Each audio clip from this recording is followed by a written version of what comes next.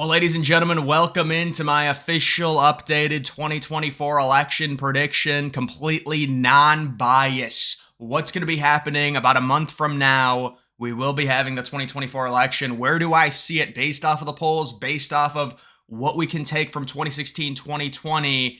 What is the actual most realistic, logical scenario? Let's get into it. It's going to be every single state, obviously. And I will be saving the swing states for last just because I think that's a better way to do it. Obviously, Washington, Oregon, and California all going to be going to Harris. You could argue Oregon might be closer than expected. I certainly think the margin's going to come down. I think Biden won it by like 15. Harris will probably win it by like 11 or 12. There were some interesting polls out of Oregon that had it very close, but that was Biden-Trump. There really hasn't been any polling recently from Biden and Harris, or excuse me, from Trump and Harris. There was one poll back in the summer that had Harris up only by 5, but I think she's gonna win it by more than that. Another liberal state I would say is Colorado. Now, Colorado is one you could argue. I mean, it's hard to say because California's lost so much population. They've lost some of it to Colorado. A lot of those people are liberal, but we have seen closer polls in Colorado. I'm actually going to look at Colorado really quickly to look at the polls. There's only been one poll, and it was Harris plus 11. Yeah, I think she'll probably win Colorado by like 10 or 11. That looked like a Democratic pollster, so maybe a little bit less.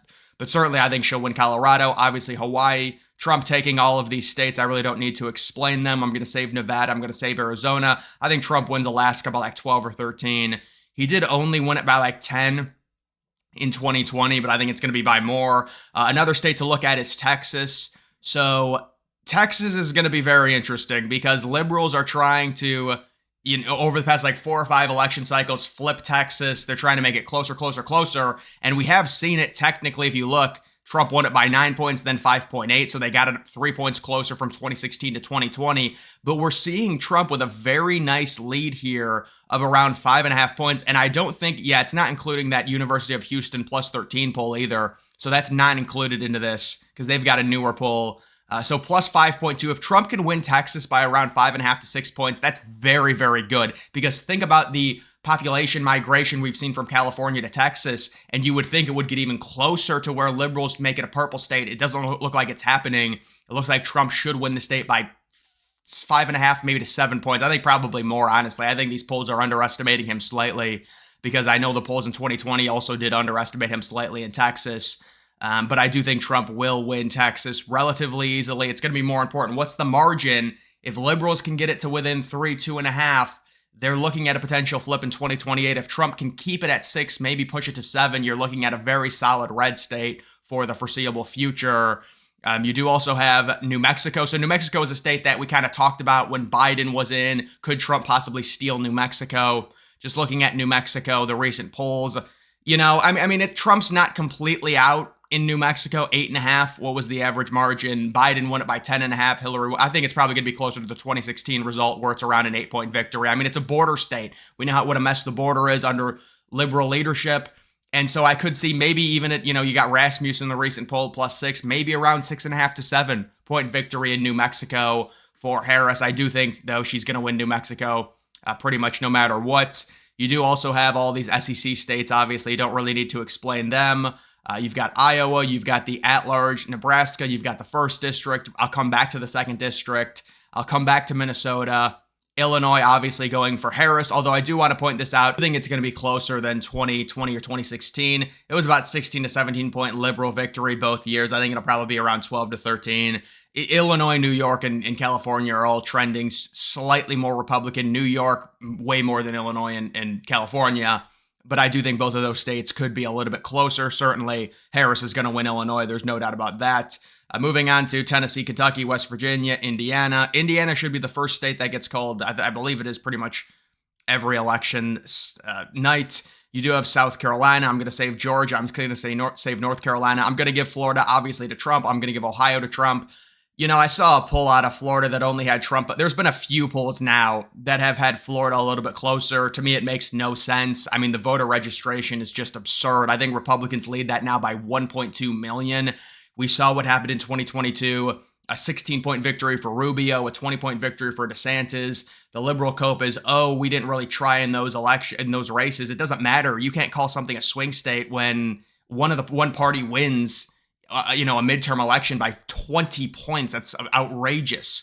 So I think at this point, Florida for sure is going to go for Trump. You can see the recent polls, Trump +6. I think he probably wins it by around 7.5 in Florida. Ohio, probably even more. Trump won Ohio in 2020 and 2016 by around 8 points. I mean, look at the shift this is. This time in October of 2020, Biden, in terms of the polling average, was winning by 3.5 points. Trump's up by, it's 11-point shift in terms of polling average over 4 years. That is crazy. I think Trump ends up winning Ohio by around 9.5, maybe 10 points, something along those lines when it comes to that.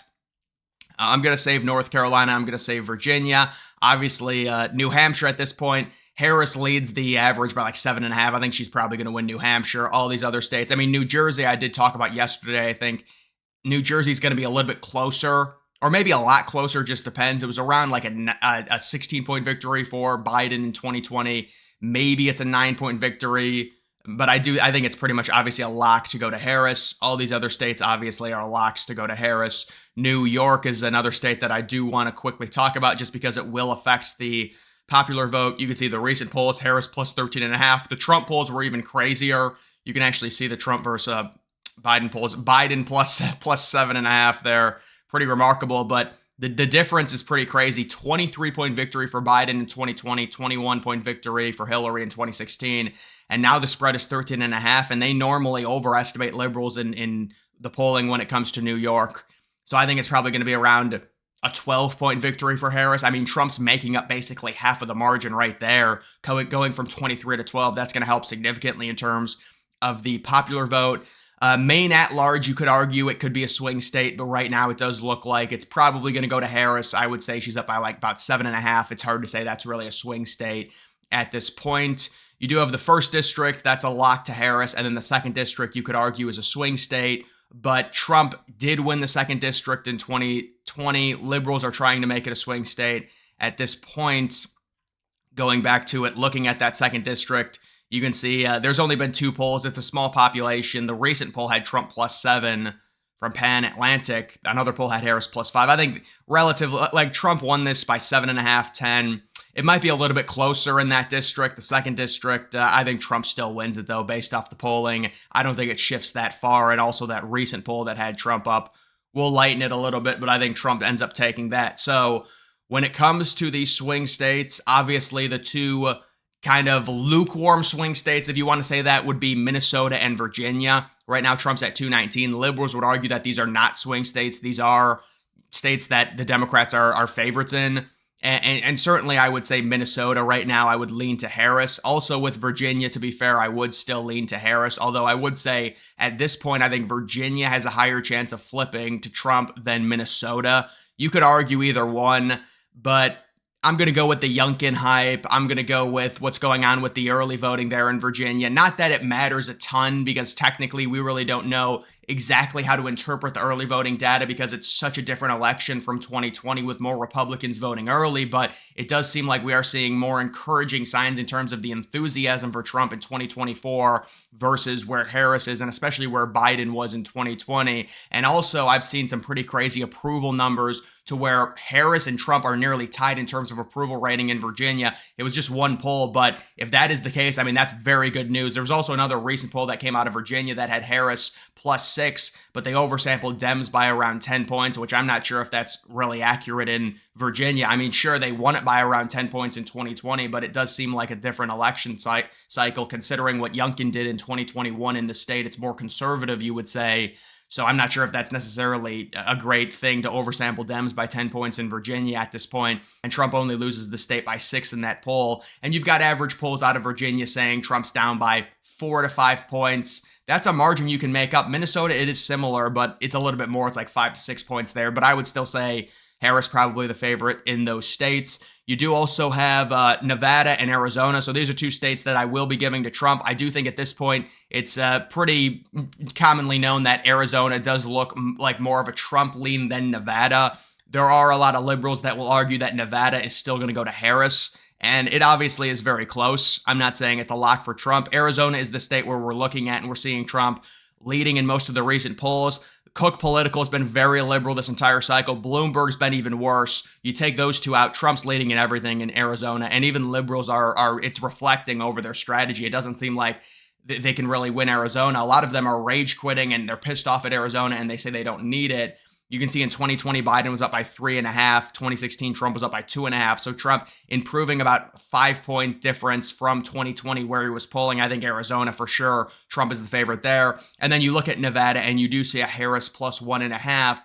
You're seeing a lot of close polls, but you do have the outlier Bloomberg that pushes Harris up. It would be basically a tie without that Harris plus 7 Bloomberg. And when that gets out of the aggregate, I think you're going to see basically a tie in terms of Nevada. And I do think Trump will very narrowly win Nevada, maybe by like 0.5 to a point at this point when it comes to that state. Moving on to, I guess we'll go to Georgia. So Georgia is another state right now. I think Trump, maybe with a little bit of breathing room similar to Arizona, will win the state. I would say the margin 2.5 to 3, somewhere within there. And there's a number of variables that go into that prediction when looking at Georgia.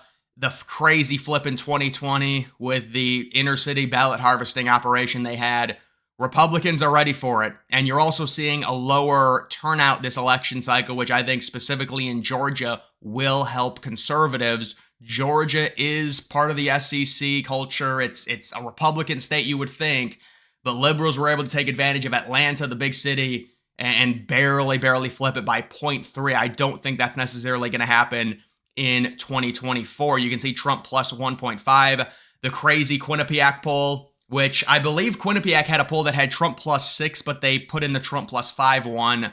Maybe the Trump plus 6 was if you include everyone. But yeah, Trump, even you compare him to 2020, he's outperforming his numbers. Biden was sitting plus 0.3. He ended up winning the state by 0.3. Trump is sitting plus 1.5. Believe it or not, the polls in Georgia, I guess, were very accurate in 2020. So maybe that lend some credence to Trump being up here by 1.5. You could say the Quinnipiac poll is an outlier, but Quinnipiac has routinely been very liberal, so it's surprising to see that. And maybe you put more stock into it, when it comes up with a result like that. Insider Advantage was very accurate in 2020. They've got it as a tie. Atlas has it Trump plus 1. The Fox News poll with Harris plus 3, that was the one that a lot of liberals looked at, but every other poll we've seen recently has got either Trump up or a tie. So it is close, but I do think based off of where we were at in 2020 compared to where we're at in 2024, Georgia looks relatively good for Trump by about 2 to 3 points in looking at that state. Believe it or not, North Carolina might be closer than Georgia, but I still think Trump ends up winning North Carolina. I'm sure we all remember Trump won North Carolina in both 2016 and 2020. It was a swing state both of those years. Yes, there was some positive liberal movement when you look at the comparison 2016 versus 2020. He won it by 3.5 points in 2016. It got cut to 1.5 in 2020. But I do think North Carolina, even when you look at the polls in North Carolina, you're seeing the recent stuff, Trump sitting, I mean, it is basically tied. Trump sitting plus 0.6. You did have that Atlas Intel crazy poll that had Harris plus 3. You've got your typical Bloomberg Harris plus 2. But overall, it is very close. Trump has been leading the recent stuff. Emerson, Washington Post, Quinnipiac, East Carolina put out a poll, Trump plus 2. Rasmussen's probably going to have to do another poll soon. They've got Trump plus 3. New York Times is going to be doing another poll, I would imagine, pretty soon. Trump plus 2. The comparison, Biden was sitting plus 0.6. So that's pretty good news. Hillary was, I mean, this is pretty good. So Trump won in both 2016 and 2020, and he's polling better at this time in 2024, plus 0.6. I think it's going to be a slim victory for Trump, but I do think he will win North Carolina. You can see the difference we saw. In 2016, he won it by 3.5 points. In 2020, it was about 1.5. So it was closer in 2020, but I do think based off of the polling in comparison to 2016 and 2020, Trump is polling better in the state this go around. So if he won it in both 2016 and 2020, it would be pretty surprising, especially based off of his approval being better, all of the metrics. I do think also just the comparison, Harris versus Biden. Biden, more well-known commodity, seems like he would poll better and just do better in general. So I would say that when it comes to that state, North Carolina, that should be a win for Trump, but I do think it will be close. So now Trump's at 268.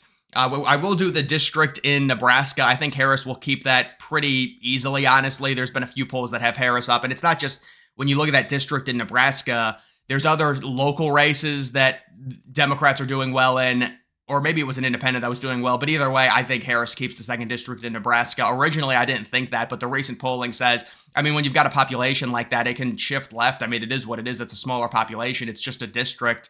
It is not winner take all. Republicans wanted to make it winner take all. It didn't end up happening. But you can see that brings Harris to 226. And then you look at the Rust Belt. At this point, obviously, she would have to sweep the Rust Belt to win. You look at Pennsylvania, Michigan, and Wisconsin. I do think Trump right now is the favorite in Pennsylvania. Obviously, the Rust Belt is going to be very, very close. Taking a look at Pennsylvania, you do have the overall average as a tie, which is pretty remarkable. You do have that Bloomberg +5. You could argue Trafalgar conservative, although they've been pretty accurate. Trump +3. But yeah, the polls in this state are very close. It is pretty remarkable. Trump is polling 6 points, almost 6.5 points better than he did in 2020, and he lost this state by under a point. He's polling around 3 points better than Hillary did in 2016, and he won the state in 2016. So I would say pretty good. You're not relying necessarily on crazy polling errors. If you've got an aggregate that's tied right now, I would say this looks very, very good for Trump when looking at Pennsylvania.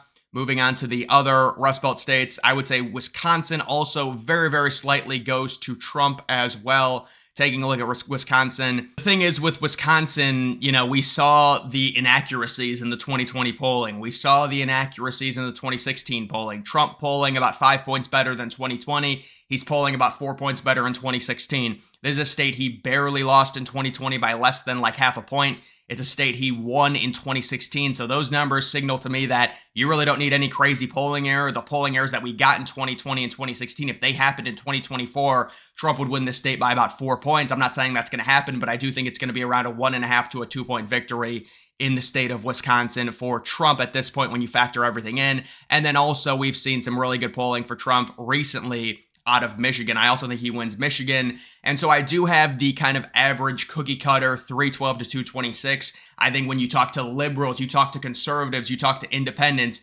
this is the money map. This is the most accurate map. Everyone's come together and we all agree this is the true expectation for the election. When you factor everything in, you factor in 2016, you factor in 2020, you factor in all the variables, all of the approvals. This is probably something in terms of what you're looking at, 312 to 226 with Trump sweeping all of the major swing states. Harris does keep Virginia and Minnesota, but Virginia ends up being very close. Harris does keep the 2nd district. Harris does keep Maine.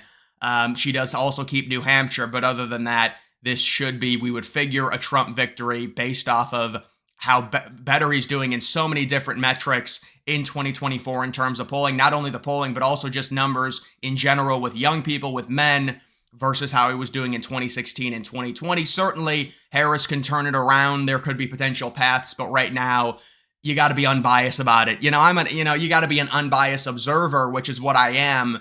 And so this is, liberals have come out and said, yeah, this is the map. It's Trump 312. And, if I wanted to be really, I could give Trump Virginia if I really wanted to, because I think it's possible.